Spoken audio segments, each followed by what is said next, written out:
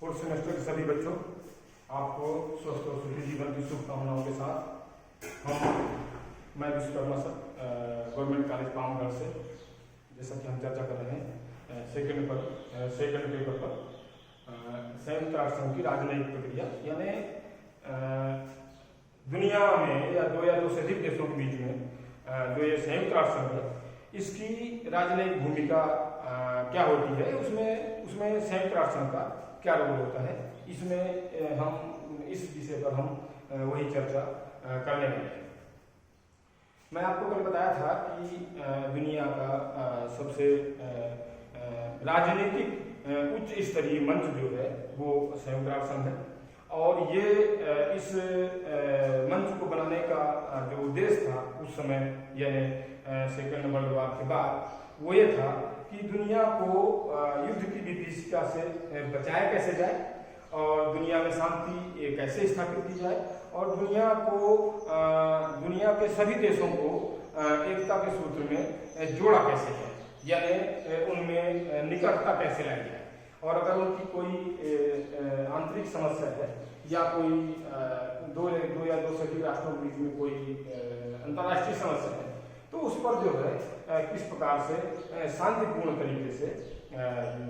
देश अमल करें और उन देशों के माध्यम से संयुक्त राष्ट्र संघ अपनी भूमिका किस प्रकार से अमल करें। इसी बात को मैं थोड़ा सा और आगे बढ़ाता हूँ। मैंने कल आप लोगों को बताया था कि संयुक्त राष्ट्र संघ एक ऐसा मंच है जिसमें जितने भी दुनिया के सदस्य देश हैं, 193 लगभग, उसके इस समय 93 या 94 सदस्य देश हैं, 93 का उल्लेख है। एक और कोई छोटा देश अभी सदस्यता के लिए शायद आतुर है। तो मेरा कहने मतलब कि जितने भी सदस्य देश हैं, 192, 193, आप जितना भी नहीं, जितने उसके सदस्य देश हैं, उन सारे सदस्य देशों के प्रतिनिधि जो है वहाँ संयुक्त राष्ट्र संघ में नियुक्त होते हैं, और वो सारे प्रतिनिधि अपने अपने देश का पक्ष समय समय पर संयुक्त राष्ट्र के मंच पर जो है रखते हैं, और संयुक्त राष्ट्र संघ के जो विभिन्न अंग हैं, जैसे महासभा है, सुरक्षा परिषद है, सचिवालय है, आर्थिक और सामाजिक परिषद, न्यास वगैरह वगैरह जो भी इसके संगठन है, माने उसके जो अंग हैं, वो सारे अंग समय समय पर उसमें उसका संज्ञान लेकर के और उस पर विचार विमर्श जो है करते हैं। मेरे कहने का मतलब यह मैं कहना चाह रहा हूँ आप लोगों को कि दुनिया का एक ऐसा सबसे बड़ा मंच संयुक्त राष्ट्र संघ है जहाँ पर किसी भी राष्ट्र को अपनी बात कहने का, अपनी बात पहुँचाने का, अपने मुद्दे रखने का या उठाने का वहाँ पर एक प्लेटफॉर्म मिलता है, और उस बड़े प्लेटफॉर्म के माध्यम से वह बात जो है वो अंतर्राष्ट्रीय स्तर पर पहुँचती है, और संयुक्त राष्ट्र संघ जो है अपने स्तर पर उस पर संज्ञान लेने का या उसका समाधान करने का प्रयास करता है। तो इस संयुक्त राष्ट्र संघ में हमारे भी जो प्रतिनिधि, जैसे वो मिस्टर अकबरुद्दीन है हमारे भारत के, इसके मतलब तो उसके जो समय समय पर सम्मेलन होते हैं, और उन सम्मेलनों में जो राष्ट्रीय अपनी अपनी समस्याएं होती हैं, उन समस्याओं को उस मंच पर हमारे राजदूत रखते हैं, और उन समस्याओं को जो है दुनिया अपने स्तर से देखने का, समझने का या उन पर संज्ञान लेने का प्रयास करती है। इसी तरह अन्य भी राष्ट्र हैं। अब उसमें एक बात और है, चाहे वो संयुक्त राष्ट्र संघ में, अब संयुक्त राष्ट्र संघ में थोड़ा सा एक मतभेद की स्थिति में आपको बताता हूँ। मतभेद की स्थिति मतलब ये कि उसका जो दूसरा सबसे महत्वपूर्ण है सुरक्षा परिषद। उस सुरक्षा परिषद में उसकी सदस्य संख्या 15 है, और 15 में से जो है 10 सदस्य देश जो है औपचारिक है, और 5 देश उसके स्थायी प्रतिनिधि हैं। अर्थात उन 5 देशों को सुरक्षा परिषद में वीटो का अधिकार प्राप्त है। वीटो का मतलब कि किसी भी अंतर्राष्ट्रीय प्रस्ताव पर या अंतर्राष्ट्रीय समस्या पर या कोई भी ऐसे अंतर्राष्ट्रीय मुद्दे पर इन 5 देशों का, रूस, अमेरिका, ब्रिटेन, फ्रांस और चीन, ये वहाँ के स्थायी सदस्य हैं। ये स्थायी सदस्य मतलब सुरक्षा परिषद से जो भी निर्णय होता है, कहना चाहिए, या जो भी प्रस्ताव पास होता है, उसमें इन 5 देशों की सहमति या 5 देशों का समर्थन या पांचों देशों का सहयोग एक तरह से सामूहिक होता है। तो अगर किसी भी मुद्दे पर ये पांचों देश सहमत हैं तो वो प्रस्ताव पास हो जाता है। लेकिन दूसरी स्थिति होती है कि अगर किसी भी मुद्दे पर इन पांचों देशों में से कोई भी एक देश अगर सहमत नहीं होता या उस प्रस्ताव पर संबंधित ये बड़े देश अमेरिका, रूस, फ्रांस, चाइना, ब्रिटेन माने इनमें से कोई भी देश अगर उससे सहमत नहीं है तो उसको एक विशेष पावर दिया गया है कि वो अपनी असहमति व्यक्त कर दे। इस असहमति को ही संयुक्त राष्ट्र संघ की भाषा में वीटो का पावर कहा गया है। यानी किसी एक प्रस्ताव पर अगर संबंधित राष्ट्र वीटो कर दिया तो फिर क्या होगा कि वो जो प्रस्ताव है वो प्रस्ताव चाहे भले 4 देश उससे सहमत है, लेकिन अगर एक देश असहमत है तो वो वीटो पावर के चलते वो प्रस्ताव जो है वो फेल माना जाएगा, यानी कि उस पर न तो अमल होगा और न वो प्रस्ताव पास नहीं जाएगा। जैसे मैं आपको बताना चाह रहा हूँ, जैसे भारत और पाकिस्तान के बीच में आतंकवाद एक प्रमुख मुद्दा है, आतंकवाद प्रमुख समस्या। अब आतंकवाद पाकिस्तान भारत दो अलग अलग पड़ोसी देश हैं, दोनों का निर्माण लगभग एक समय हुआ। 1947 में पाकिस्तान भी बना और 1947 में भारत भी आजाद हुआ। दोनों पड़ोसी कंट्रियां हैं। इन पड़ोसी कंट्रियों में जो डिवाइडेशन हुआ वो कौम के आधार पर हुआ, यानी संप्रदाय के आधार पर हुआ। पाकिस्तान का जन्म भय, हिंसा, द्वेष, ईर्ष्या, मारकाट और कुल मिला के वो आतंक यानी भय के आधार पर उसका निर्माण हुआ और उसमें जो है वो मुस्लिम बहुल कम्युनिटी जो है वो पाकिस्तान बनी और जो अन्य बहुल बना क्षेत्र था वो भारत था। तो मेरा कहने का मतलब है कि दोनों हैं पड़ोसी देश, दोनों का जन्म समान हुआ, लेकिन दोनों के बीच में निर्माण से लेकर के अभी तक किसी भी प्रकार से उसमें गुड रिलेशन, अच्छे संबंध नहीं रहे। और उस अच्छे संबंध का दुष्परिणाम ये हुआ कि भारत और पाकिस्तान के बीच में कई बार 65 में और 71 में 99 में मैंने कई बार उसमें युद्ध हुआ और उस युद्ध के चलते जो है वो उस युद्ध में पाकिस्तान जो है वो पराजित हुआ, भारत विजयी हुआ। इसके बाद कहना चाहिए कि पाकिस्तान जो है भारत से राजनीतिक तौर पर या सैनिक तौर पर जीत तो नहीं सकता, लेकिन गड़बड़ी करने का जो उसका जो काम है वो आतंकवाद के माध्यम से, मुस्लिम संप्रदाय के माध्यम से या जम्मू कश्मीर के मुद्दे के माध्यम से भारत और पाकिस्तान के बीच में जो ये एक मतलब वैचारिक मतभेद जो बना हुआ उसके तहत ये पाकिस्तान जो है वो आतंकवाद को पनपा करके और समय समय पर अपने प्रशिक्षित, अपने यहाँ पैदा किए हुए बनाए प्रशिक्षित अस्त्र शस्त्रों से सुसज्जित आतंकवादी हमारे देश में भेज करके जो है वो गड़बड़ियाँ पैदा करता है। ये आतंकवाद शुरू से लेकर के यानी 1947-48 से लेकर के और आज तक ये एक प्रमुख समस्या रही है भारत और पाकिस्तान के बीच में, और जिसको इस आतंकवाद को रोकने के लिए या समय समय पर खत्म करने के लिए हर मंच पर भारत के द्वारा चेतावनी दी गई या उसको ये मुद्दा उठा करके अंतर्राष्ट्रीय जगत में बताया गया। लेकिन इसके बाद भी जो है वो पाकिस्तान अपनी इस आतंकवादी गतिविधियों से बाज नहीं आता और आज भी जो है वो पाकिस्तान भारत में आतंकवाद के माध्यम से गड़बड़ी पैदा करने का प्रयास करता है। और वो कहना चाहिए कि अपने यहाँ आतंकवाद का एक स्कूल खोल के रखा है, प्रशिक्षण केंद्र खोल के रखा है। वहाँ आतंकवादी पैदा किए जाते हैं, प्रशिक्षित किए जाते हैं, मारने की उनको ट्रेनिंग दी जाती है और भारत को तबाह करने के लिए उनको इन प्रकार जो है वो किसी न किसी माध्यम से भारत मैं बताना चाह रहा था आपको सरल भाषा में कि अच्छा अब इसमें क्या हुआ, वो आतंकवाद जो है भारत में उसके सैनिक आते हैं, उसके आतंकवादी आते हैं और भारत में उनके लोगों को मार के चले जाते हैं, चाहे वो सैनिक हो, चाहे आम आदमी हो, चाहे वो सीमा पर बमबारी के माध्यम से किसी प्रकार के माध्यम से। अब अंतर्राष्ट्रीय जगत में अगर हम जाएं तो भारत पाकिस्तान का सपोर्ट लगभग कई देश करते थे। जैसे अगर हम 2000 के पहले जाएं तो अमेरिका भी पाकिस्तान को सपोर्ट करता था, अन्य देश भी करते थे, मुस्लिम कंट्रियां करती थी। लेकिन 2012-13 के बाद ऐसी स्थिति बदली कि भारत का रुझान विश्व की ओर अधिक हुआ और भारत की राजनयिक व्यवस्था को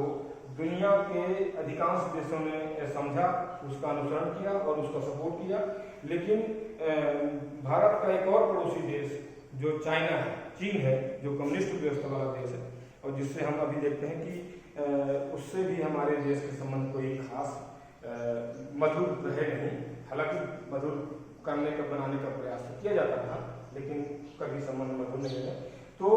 आज की अंतर्राष्ट्रीय व्यवस्था में अगर हम कहें तो पाकिस्तान को खुला समर्थन देने का जो काम है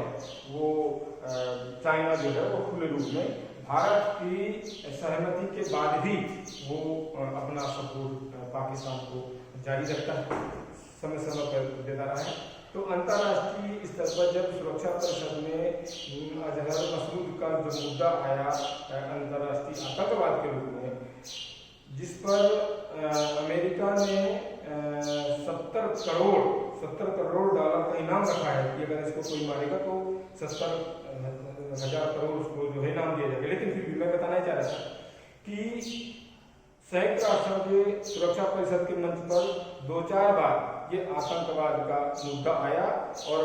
अजहर मसूद को अंतर्राष्ट्रीय आतंकवादी घोषित करने के लिए सुरक्षा परिषद ने प्रस्ताव भी पास किया। लेकिन चाइना अपनी इसी वीटो के पावर के चलते, अपनी इस विशेष शक्ति के चलते उसको हर बार जो है वीटो कर देता रहा और उसके वीटो के कारण जो है ये प्रस्ताव दुनिया पर भारत के खिलाफ पाकिस्तान का अंतर्राष्ट्रीय आतंकवाद फैलाने का जो प्रस्ताव था ये रुक गया या गिर गया या इस पर अमल नहीं किया जा सका। तो मेरा कहने का मतलब कि ये जो 5 दुनिया की बड़ी महाशक्तियां हैं, इन महाशक्तियों को जो सुरक्षा परिषद में जो वीटो का पावर दे दिया गया, उस वीटो के पावर के कारण ही आज किसी भी बड़ी से बड़ी अंतर्राष्ट्रीय समस्या का राजनीतिकरण हो जाता है। तो उस राजनीतिकरण के चलते ही जो है चाइना भारत के न चाहते हुए भी भारत की इच्छाओं के प्रतिकूल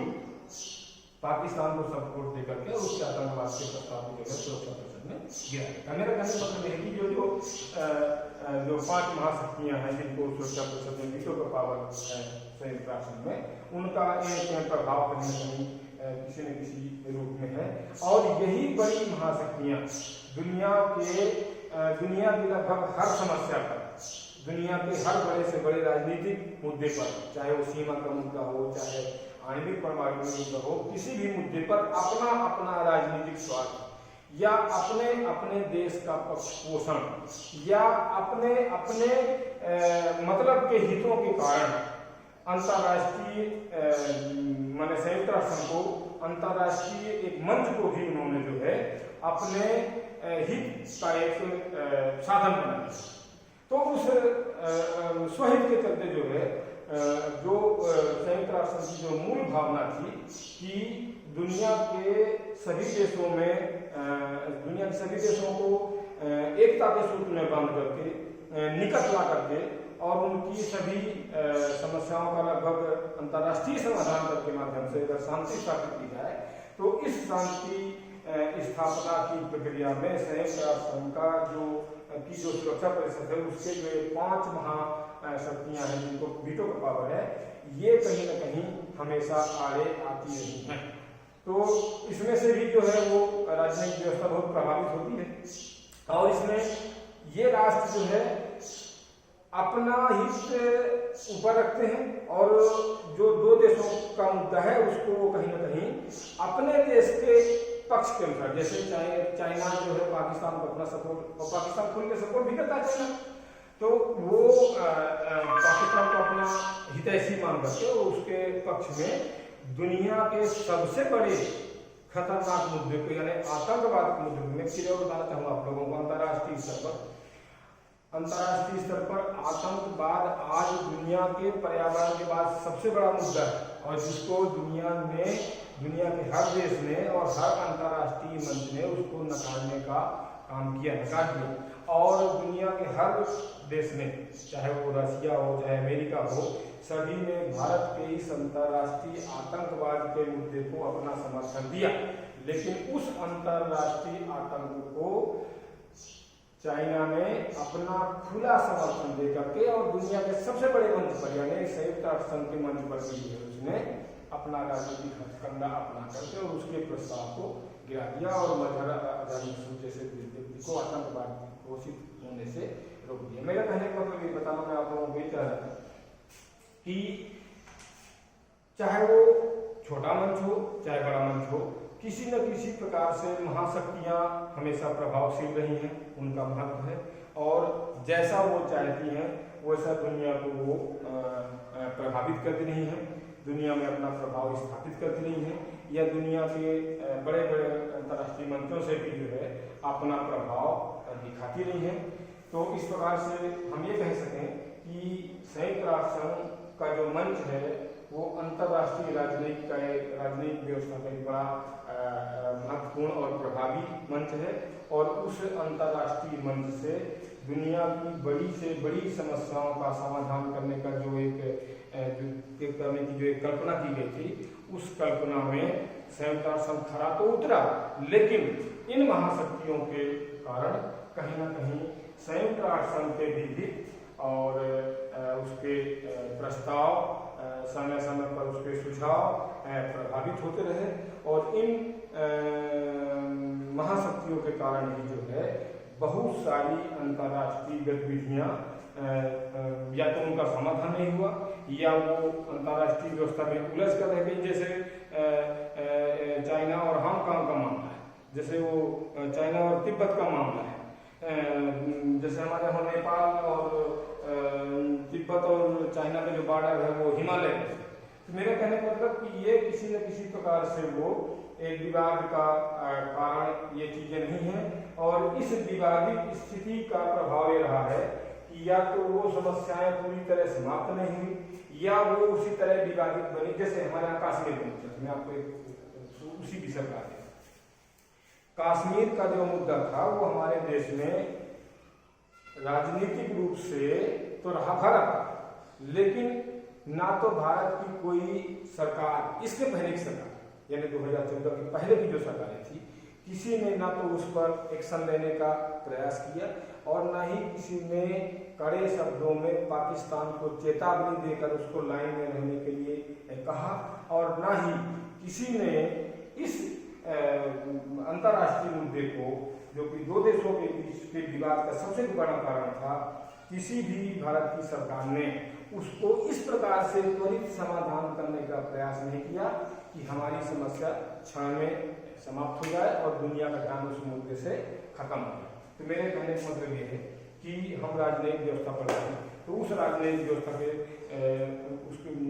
उस राजनयिक व्यवस्था में एक अंतर्राष्ट्रीय जो महासंघ है, जो संयुक्त राष्ट्र संघ है, वो एक कारगर भूमिका में है, और उसमें दुनिया के सभी देशों का राजनीतिक प्रतिनिधित्व होने के कारण दुनिया के अधिकांश देशों में या दुनिया के सभी संयुक्त राष्ट्र संघ के सदस्य देशों से हमारे संबंध इन प्रकार किसी न किसी प्रकार से स्थापित हैं, उनसे अच्छे संबंध हैं, परस्पर संबंध है, किसी न किसी प्रकार से लाभ मिलता है, और उन देशों में राजनीतिक गतिविधियों को संचालित करने में भी सहूलियत होती है, और संयुक्त राष्ट्र संघ में भी अपने प्रयासों से जितने उसके महासचिव बने, उन्होंने भी अंतर्राष्ट्रीय स्तर की सभी समस्याओं को लगभग अपना उसमें योगदान देकर के उनका समाधान करने का प्रयास किया, या कि अपना सभी महासचिवों ने अपना योगदान दिया। तो संयुक्त राष्ट्र संघ जो है अंतर्राष्ट्रीय मंच के होने के साथ साथ वो दुनिया का एक बहुत बड़ा राजनीतिक मंच है, राजनयिक मंच है, और इस राजनयिक मंच ने दुनिया के अधिकांश देशों को जोड़ने का या एक मंच पर लाने का प्रयास किया है, और उसका जो महासभा का जो अधिवेशन होता है उसमें दुनिया के सारे राजनयिक, चाहे वो प्रधानमंत्री हो, चाहे वो विदेश मंत्री हो, चाहे वो अन्य अन्य शासक हो या कोई उन सरकारों का प्रतिनिधि हो अपनी बात वहाँ पर रखता है और उन समस्याओं पर जो है दुनिया का ध्यान आकर्षित करता है। तो मेरा बताने का मतलब ये था कि संयुक्त राष्ट्र संघ जो है बड़ा अंतर्राष्ट्रीय मंच है और इस अंतर्राष्ट्रीय मंच ने भी दुनिया की बड़े से बड़ी अंतर्राष्ट्रीय समस्याओं को, दो या दो से अधिक देशों के बीच की समस्याओं को समाधान करने का, उनको हल करने का प्रयास किया है। और इसके अलावा अपने अन्य संबंधित एजेंसियों से, जैसे विश्व बैंक है, अंतर्राष्ट्रीय न्यायालय है, अभी हमारे यहाँ पे वो जाधव वाला जो प्रकरण है चल रहा है अंतर्राष्ट्रीय न्यायालय में, तो फिर भी माने कहना चाहिए कि उसका कहीं ना कहीं प्रभाव या उसका राजनीतिक महत्व जो है वो बरकरार है। तो इस प्रकार से हम ये देखते हैं कि संयुक्त राष्ट्र संघ जो है वो दुनिया की राजनीतिक व्यवस्था में अपनी एक महत्वपूर्ण और प्रभावी भूमिका का निर्वहन करता है। इसके सारे अंगों को थोड़ा सा आप लोग अपने अपने हिसाब से पढ़ लीजिएगा। इसका प्रमुख अंग है महासभा। महासभा का काम है संयुक्त राष्ट्र की सारी गतिविधियों को देखना या संचालित करना, राष्ट्रों को सदस्यता देना, संबंधित देशों का उसमें प्रस्ताव लेना रखना या एक अंतर्राष्ट्रीय मंच उपलब्ध कराना जहाँ सभी राष्ट्र अपनी बात आसानी से एक प्लेटफॉर्म पर कह सके। दूसरा सदन उसका सुरक्षा परिषद है, सचिवालय है, न्यास परिषद है, वगैरह वगैरह, इन सब का एक अलग अलग रोल है। इसको थोड़ा सा आप लोग इसके सभी अंग, इसकी सारी कार्यप्रणाली और सारी गतिविधियों को आप अपने हिसाब से इसका अध्ययन कर लेना। आज के लिए बस इतना ही, कल हम किसी और बात पर चर्चा करेंगे।